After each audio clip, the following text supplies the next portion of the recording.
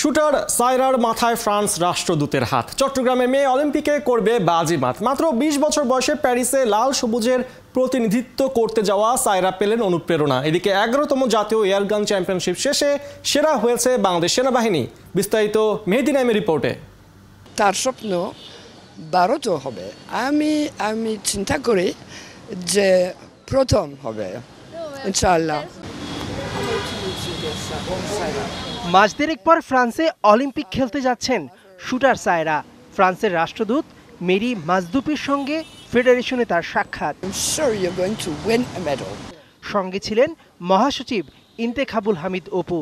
মাত্র ২০ বছর বয়সে দ্য গ্রেটেস্ট শো অন আর্থে খেলতে যাবার আগে এ যে বড় অনুপ্রেরণা। Dear Ambassador, Saira will go in the month of July to play Olympic Games. Do you provide any help to her?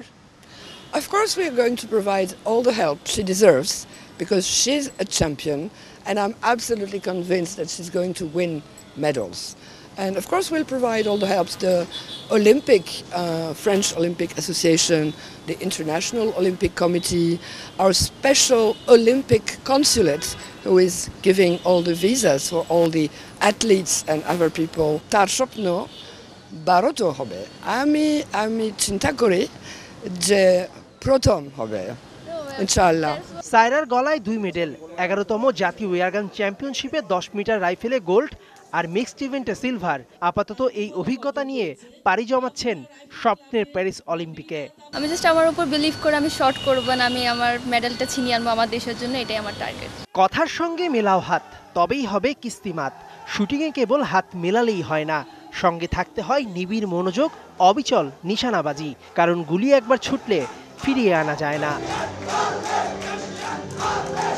প্রায় ২৪৩ জন শুটার নিয়ে আয়োজিত ১১তম জাতীয় এয়ারগান চ্যাম্পিয়নশিপের পর্দা নামল।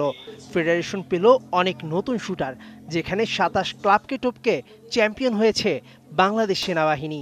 সেরাদের নিয়ে শিগগিরই ক্যাম্প শুরু করবে ফেডারেশন। ফ্রান্সের সবচেয়ে বড় জিনিস হলো তাদের ফিজিক্যাল এবং মেন্টাল যে প্রশিক্ষণটা আছে, তাদের বলা ওয়ার্ল্ড ক্লাস এই স্পোর্টস অর্গানাইজেশনের মধ্যে।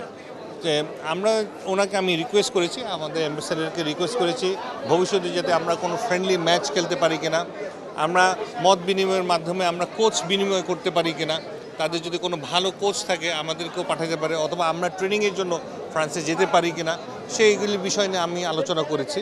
শুটিংয়ের প্রধান চ্যালেঞ্জ অর্থ। শত হাকডাক দিয়েও সেটা বোঝাতে পারছে না খেলোয়াড়রা।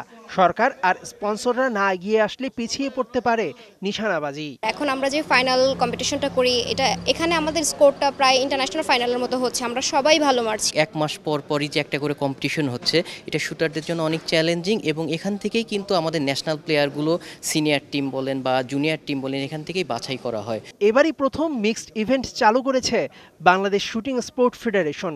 লক্ষ্য পরের অলিম্পিকে পদক জয়ের। মেহেদী নাইম, ৭১। স্মুথ শেভিং এর জন্য শুধুমাত্র কুল, নাথিং এলস।